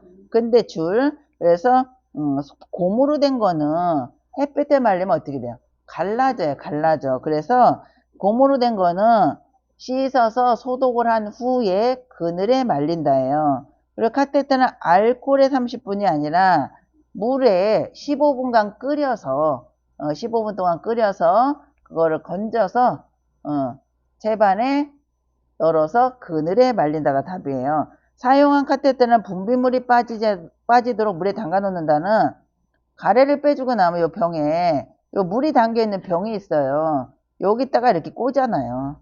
여기다가 담가놔야 돼요. 그리고 이 가래를 뺀 다음에는 요 물에 한 번씩 통과를 탁 이렇게 물에 담갔다 뺐다 하면 요 줄에 있는 가래가 요 물이 통과하면서 이 통이 있죠. 병으로 가는 거예요. 병으로. 58번 실내에서 화재가 발생했을 때 소화기를 사용하는 순서로 옳은 것은 1번 뭐예요? 1번 뽑고 라 하나밖에 없죠. 뽑고 하나밖에 없어요. 안전핀을 뽑고 노즐을 잡고 그 다음에 손잡이를 쥐고 그 다음에 뿌리는 거죠. 분사. 이것도 가끔 잘 나와요. 이거 방법. 순서 찾는 거. 이거는 꼭 기억을 하셔야 돼요. 59번 전기 사고를 예방하는 방법으로 옳은 것은 1. 벗겨진 전기 코드는 청테이프로 감아 사용한다. 2. 하나의 콘센트에 여러 개의 전기 코드를 연결한다. 3. 샤워장에 있는 콘센트에는 보호용 커버를 씌워 놓는다. 4. 콘센트에 플러그를 뺄 때는 전기 코드를 잡고 뺀다. 5. 콘센트에 플러그가 꽂힌 상태로 흡인기를 세척한다. 정답은 3번이죠. 벗겨진 전기 코드는 뭘로 감으라 그랬어요? 절연 테이프예요. 절연 테이프. 전기가 좀 잘 안 통하는 테이프. 2번은 하나의 콘센트 여러 개 꽂히면 화재 위험이 있다 그랬죠. 그리고 콘센트에서 플러그를 뺄 때는 전기 코드가 아니라 플러그를 잡고 뺀다. 요 꼽는 거 있잖아요. 이렇게. 요거. 이게 플러그예요. 여기 줄이고. 요게 플러그. 그 다음에 뭔가를 세척할 때는 콘센트에서 플러그를 빼고 세척을 해야죠. 그쵸? 전기가 안 흐르게. 60번 변실금으로 오염된 대상자의 속옷을 세탁하는 방법으로 옳은 것은 1. 뚜껑을 열고 삶는다. 2. 본세탁 전에 애벌 빨래를 한다. 3. 오염된 부위는 아세톤으로 세탁한다. 4. 얼룩을 제거하고 표백제에 오래 담가둔다. 5. 봉산수에 담갔다가 여러 번 헹구어 건조한다. 정답은 2번이죠. 변실금이에요. 옷에 변이 있어요. 그러면 털고 애벌 빨래를 한 다음에 세탁을 해야 되겠죠. 61번 삼킴장애가 있는 대상자의 식사를 돕는 방법으로 옳은 것은 1. 익힌 채소보다 신선한 생채소를 먹게 한다. 2. 밥은 물에 말아서 제공한다. 3. 식사 중 대화를 유도하면서 속도를 조절한다. 4. 요구르트는 떠먹는 형태보다 마시는 형태로 제공한다. 5. 한 번에 조금씩 떠먹이고 여러 번에 걸쳐 삼키게 한다. 정답은 5번이죠. 잘 못 삼킨 사람은 생채소 이거 잘 못 먹잖아요. 그죠? 물에 말아서 먹으면 사례가 잘 걸려요. 그리고 식사하는 도중에는 말 시키지 말라 그랬죠. 그죠? 옆에서 떠들지도 말고 TV도 끄라 그랬어요. 요구르트는 마시는 것보다는 떠먹는 게 더 좋다라는 거죠. 걸쭉한 거. 그리고 한 번에 조금씩 떠먹이고 여러 번에 걸쳐서 삼켜요. 입안에 있는 거를 다 삼킨 후에 또 줘야 되는 거죠. 62번 재가 대상자의 병원 진료를 위해 동행하는 방법으로 옳은 것은 1. 보호자의 자가용을 운전하여 이동한다. 2. 대상자의 귀중품은 소지하고 가게 한다. 3. 대상자에게 필요한 경비를 미리 확인한다. 4. 요양보호사가 이용하는 병원으로 안내한다. 5. 진료 당일에는 복용하던 약을 중단하게 한다. 정답은 3번이죠. 경비를 미리 확인해야 되겠죠. 그리고 자가용은 요양보호사가 운전하면 안 돼요. 요양보호사는 대상자의 옆자리에 있어야 돼. 옆자리, 뒤에 옆자리. 기증품은 두고 가야 되고 대상자가 이용하는 병원으로 가야지 요양보호사가 이용하는 거 안 되죠. 그리고 금식이더라도 혈압약 먹어야 되는 거예요. 그리고 피검사하는 거 아니면 진료 당일에도 복용하던 약은 먹어야 되는 거예요. 63번 최근에 시설에 입소한 치매 대상자가 자신의 방을 청소하겠다고 할 때 돕는 방법으로 옳은 것은 1. 진공청소기 사용법을 가르쳐준다. 2. 방청소는 담당 직원이 한다고 설명한다. 3. 무리하지 않는 범위 내에서 청소하게 한다. 4. 당분간 침상에서 절대 안정을 취하라고 말한다. 5. 청소는 낙상 위험이 있으므로 하지 말라고 한다. 정답은 3번이죠. 이거 왜 하는 거예요? 대상자가 아니 잔존 능력이 아니고 여기서는 잔존 능력 하도 들어가지고 이제 이거는 최근에 시설에 입소했잖아요. 굉장히 낯선 거예요. 이분은 이 환경이. 그러니까 본인 방을 청소하겠다고 하면 그냥 무리하지 않는 범위에서 하게 하는 게 좀 더 친숙하게 느껴질 수 있다는 거죠. 그거를 잘 구분하셔야 돼요. 64번 방금 식사한 것을 잊어버리고 계속 음식을 요구하는 치매 대상자를 돕는 방법으로 옳은 것은 1. 요구할 때마다 음식을 제공한다. 2. 먹고 난 식기를 보이는 곳에 그대로 둔다. 3. 음식을 큰 그릇에 담아 한꺼번에 많이 준다. 4. 치매 증상이므로 개의치 않고 용물을 본다. 5. 함께 식사한 다른 대상자로부터 확인을 받게 한다. 정답은 2번이죠. 식기를 보이는 곳에 그대로 두든지 달력에 표시하게 한다라고 했죠. 65번 시설 치매 대상자를 위해 화장실의 환경을 안전하게 조성하는 방법으로 옳은 것은 1. 화장실 복도에 화분을 둔다. 2. 대상자의 눈높이에 맞추어 화장실 표시를 한다. 3. 프라이버시를 위해 화장실 안에 잠금 장치를 만든다.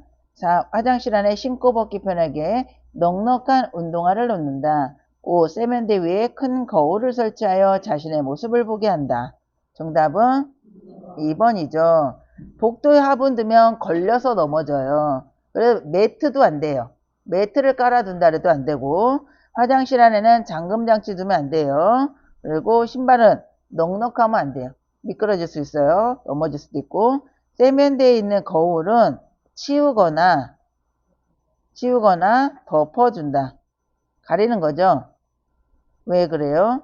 대상자가 망상 증상이 오거나 막 이러면 이 거울에 있는 사람하고 얘기하는 사람도 있어요.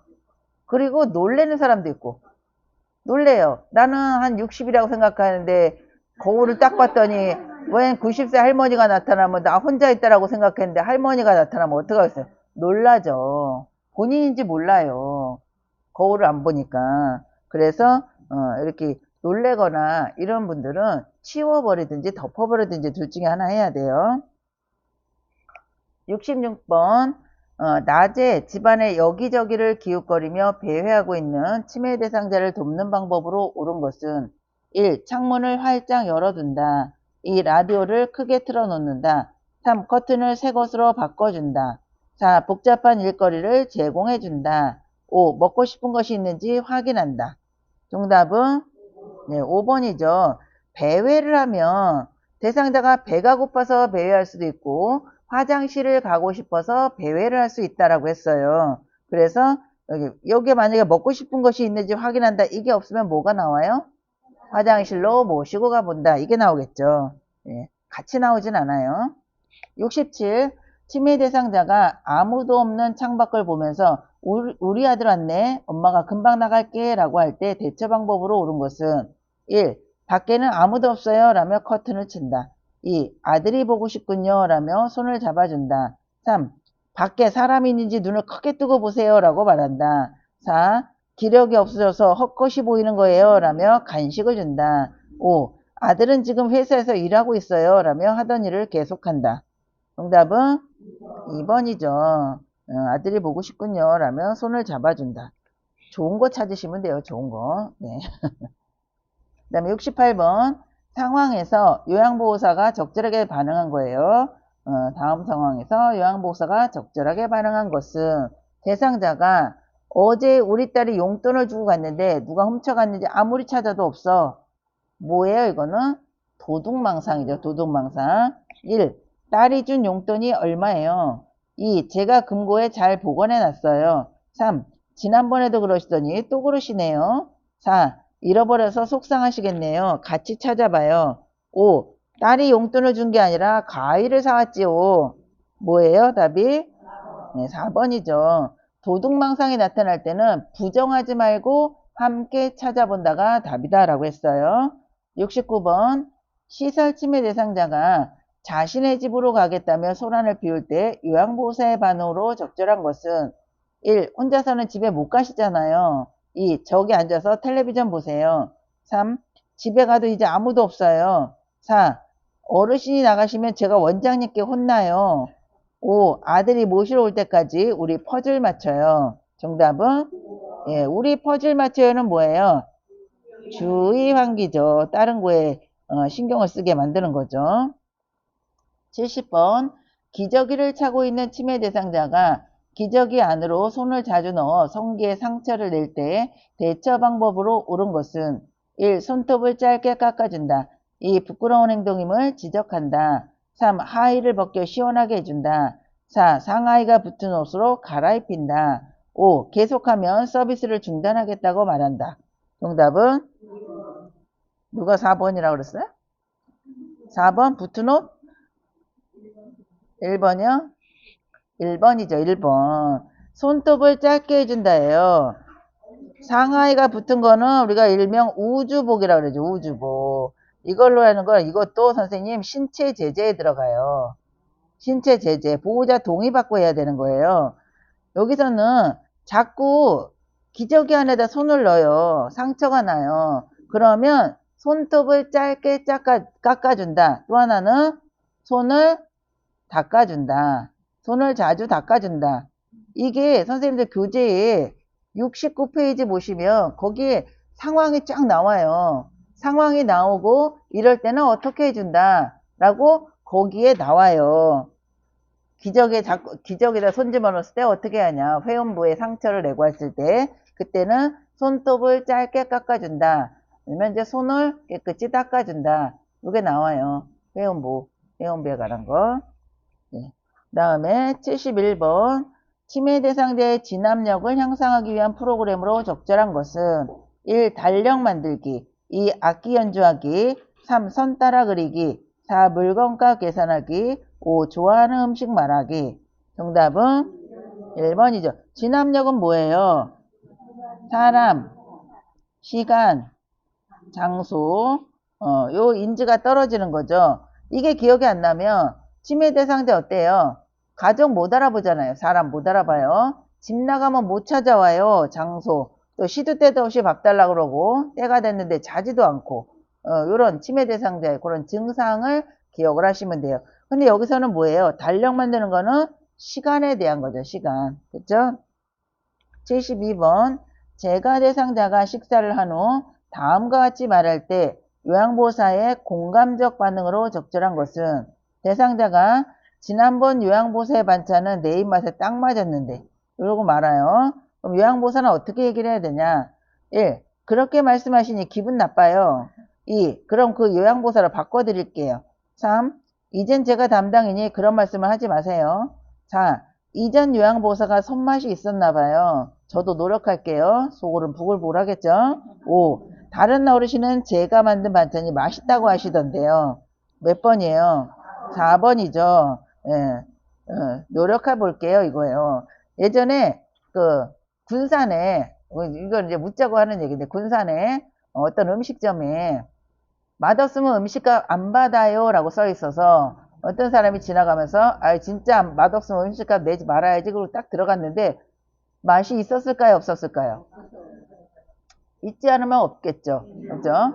맛이 없었어요. 그래서 음식이 맛이 없으니 음식값은 안 내고 가도 되죠 라고 했더니 주인이 막 먹어보더니 뭐가 어때서 맛만 있구만. 그럼 뭐예요? 음식값 내라는 거죠. 주인 입맛에 맛이 있으니까 맛이 없는 게 아니잖아요. 그래서 이전 요양보호사가 손맛이 있었나 봐요. 저도 노력할게요가 답이에요. 73번 대상자의 말을 경청하며 의사소통을 하는 것을 방해하는 태도는 1. 듣고 싶지 않은 말을 걸러낸다. 2. 단어 이외의 표정에도 신경을 쓴다. 3. 의견이 다르더라도 일단 수용한다. 4. 논쟁 시 대상자의 주장을 먼저 들어준다. 5. 대상자가 말하는 의미를 이해하려고 노력한다. 틀린 거 찾는 거예요. 네, 정답은 1번. 듣고 싶지 않은 말을 걸러내며 이거는 의사소통에 방해되는 태도죠. 나머진 다 좋은 거잖아요. 그죠? 네. 74번. 대상자가 며느리 험담을 늘어놓을 때 요양보호사의 대처 방법으로 옳은 것은 1. 다른 주제로 바꿔 말한다. 2. 가족에 대한 험담은 점잖지 않다고 말한다. 3. 며느리의 잘못을 아들에게 전달한다고 말한다. 4. 맞장구를 치며 대상자의 스트레스를 풀어준다. 5. 옳고 그름을 판단하지 않으면서 이야기를 들어준다. 정답은 5번이죠. 이 대상자가 막 며느리 험담하고 막 이러는 경우 있어요. 그러면 거기다 대고 아이고 내가 생각해도 그 집 며느리가 잘못했네요 라고 한단 말이에요. 그러면 이 어르신이 뭐라고 그러겠어요. 우리 선생님이 네가 잘못이래더라 막 할 거 아니에요. 그럼 어떻게 해요? 싸움 나겠죠. 옳고 그름은 판단하지 않고 그냥 들어만 주는 거예요. 이게 요양보호 서비스에서 뭐예요? 무슨 서비스예요? 예? 아니 옹호자가 아니라 요양보호사의 표준 서비스 있잖아요. 뭐 신체 지원 서비스, 뭐 일상생활 지원 서비스. 이거는 정서 지원 서비스에 대한 거죠. 정서 지원은 뭐라 했어요? 말벗, 상담, 의사소통. 또 뭐 있어요? 의사소통에는 대필, 대필, 편지 대필, 편지를 대신 써주는 거. 이게 정서 지원 서비스에 해당된다 그랬죠. 그래서 이거는 말벗 상담에 해당이 되는 거죠. 75번 시각장애가 있는 대상자와 의사소통하는 방법으로 옳은 것은 1. 얼굴 표정을 사용하여 대화한다. 2. 지시대명사를 사용하여 대화한다. 3. 대상자와 반걸음 떨어진 뒤에서 이야기한다. 4. 요양보호사 중심으로 상하 좌우 방향을 설명한다. 5. 신체 접촉을 하기 전에 먼저 말을 건네어 알게 한다. 정답은 5번이죠. 신체 접촉 먼저 하면 깜짝 놀래요. 눈도 안 보이는 사람한테 얼굴 표정 안 되죠. 지시대명사 사용해서 여기가 어떻고 저게 어떻고 이렇게 하면 모르잖아요. 안 보이니까. 앞에서 이야기해야 되고 방향을 이야기할 때는 대상자 중심으로 대상자의 왼쪽, 대상자의 오른쪽 이렇게 해서 설명을 해야 돼요. 76번 다음과 같은 방법으로 의사소통해야 하는 대상자는 실물, 그림판, 문자판을 이용한다. 몸짓, 손짓을 이용하고 대상자의 말하는 속도에 맞추어 이야기한다. 어려운 표현을 사용하지 않고 짧은 문장으로 천천히 이야기한다. 1. 행동장애, 2. 시각장애, 3. 이해력장애, 4. 진압력장애, 5. 공간지각력장애. 정답은 이해력장애죠. 요거는 시험에 잘 나와요. 요거는 기억을 좀 해주세요. 77번 시설에서 응급상황이 발생하여 대처할 때 준수해야 하는 기본 원칙으로 옳은 것은 1. 연장자의 지시에 따른다. 2. 전문의약품을 사용하여 처치한다. 3. 긴급을 요하는 대상자 순으로 처치한다. 4. 전문 의료인이 도착할 때까지 응급처치를 미룬다. 5. 응급처치를 해도 반응이 없으면 처치를 중단한다. 정답은 3번이죠. 여기 문제에 예를 들어서 응급에 우선해서 의료행위를 한다 이러면 틀리는 거예요. 응급처치를 한다는 맞아요. 그런데 의료행위를 한다 그러면 틀려요. 전문의약품 의료행위예요. 그렇다고 이 응급상황에서는 연장자의 지시가 아니라 나보다 더 잘하는 사람의 지시를 따른다면 맞아요. 그리고 의료인이 도착할 때 119죠. 예를 들어서 119 도착할 때까지 미루는 게 아니라 도착할 때까지 한다 그랬어요. 또 반응이 없어도 119가 도착할 때까지는 계속 해야 된다. 그 다음 78번 대상자가 넘어져 출혈은 없으나 손목에 통증이 있고 골절이 의심될 때 응급처치 방법으로 옳은 것은 1. 튀어나온 뼈를 압박한다. 2. 손목 부위를 지압해준다. 3. 손목을 반복적으로 털어보게 한다. 4. 손목을 차가운 물수건으로 감싸준다. 5. 의자에 앉히고 팔을 심장 아래로 내려준다. 정답은 4번이죠. 급성기에는 냉찜질이에요. 냉찜질.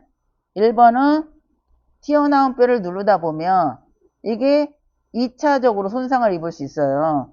튀어나온 뼈 압박하면 안 되고 또 그거나 또 손목 부위를 지압한대요. 누르는 거나 지압하는 거나 똑같죠. 또 손목을 골절이 의심되는데 막 털어요. 그러면 더 골절이 더 심해질 수 있고 5번은 의자에 앉히는 거는 맞아요. 그런데 팔은 심장 아래가 아니라 위로 올려줘야 된다. 뭐 때문에 그래요? 부종 때문에 부어요. 그래서 위로 올려야 되고 골절이나 화상을 입었을 때는 가장 먼저 해야 될 거는 장신구 제거라 그랬어요. 예를 들어 손가락 반지 끼고 이제 손이 골절이 의심되는데 부어요. 그럼 못 빠지죠. 화상도 마찬가지예요. 79번 심폐소생술을 할 때 인공호흡하는 방법으로 옳은 것은 1. 턱을 아래로 당겨 기도를 개방한다. 2. 10초마다 한 번씩 숨을 불어넣는다. 3. 위가 팽창되도록 세게 숨을 불어넣는다. 4. 가슴 압박과 인공호흡의 비율을 15대 1로 한다. 5. 1초에 걸쳐 서서히 가슴이 상승될 정도로 숨을 불어넣는다. 정답은 5번이죠. 턱은 아래로 당기는 게 아니라 턱이 위로 당겨줘야 되고 이마를 누르고 턱을 당기는 거죠. 2번은 10초마다 한 번씩 숨을 불어넣는 게 아니라 처음에 발견하면 10초 동안 얼굴이나 가슴을 확인을 해요. 가슴은 숨을 쉬면 가슴이 올라올 거 아니에요. 그거를 10초 이내로 확인하는 거예요. 3번은 위가 팽창되도록 세게 불어넣으면 어떻게 된다? 토해요. 공기가 위가 팽창되면 안 되죠. 기도로 들어가야 돼요. 호흡을 불어주는 거는 기도로 들어가야 되는데 위가 팽창이 되면 곧 토해요. 그래서 입 대고 불다가 입 떼기도 전에 음식물이 튀어나올 수도 있어요. 그래서 위가 팽창되는 게 아니라 1초에 걸쳐서 서서히 넣는데 이 턱을 당기고 입을 대잖아요. 그러면 대상자의 가슴이 보여요. 이렇게 째려보는 거예요. 그러면 후 불었을 때 가슴이 살짝 올라오는 거. 우리 숨 쉰다 해서 가슴이 막 이렇게 막 안 되잖아요. 살짝 나오잖아요. 그거랑 똑같은 거예요. 가슴이 살짝 올라올 정도로 숨을 불어 넣어줘야 돼요. 가슴 압박과 인공호흡의 비율은 30대 2다라는 거예요. 근데 우리는 호흡은 안 불어요. 이거는 심폐소생술은 심장도 눌러주고 호흡도 불어주는 거를 심폐소생술이라고 그래요. 그런데 우리는 이제 전문 의료인이 아니기 때문에 가슴 압박 소생술. 가슴 압박 소생술은 가슴 압박만 하는 거예요. 소생술. 가슴만. 호흡은 안 불어주고 계속 가슴만 압박을 하는 거예요. 80번. 심폐소생술 중 가슴을 압박하는 자세로 옳은 것은 몇 번이에요? 2번이죠. 이렇게 팔꿈치가 쭉 펴져야 되고, 이 손가락을 잘 보셔야 돼요. 손가락. 손가락은 떠야 돼요. 이렇게 닿아 있으면, 1번처럼 되어 있으면, 요 왼쪽 갈비뼈 다 부러져요. 그래서 손가락은 올려야 되고, 이거 압박과 이완은 몇 대 몇이에요?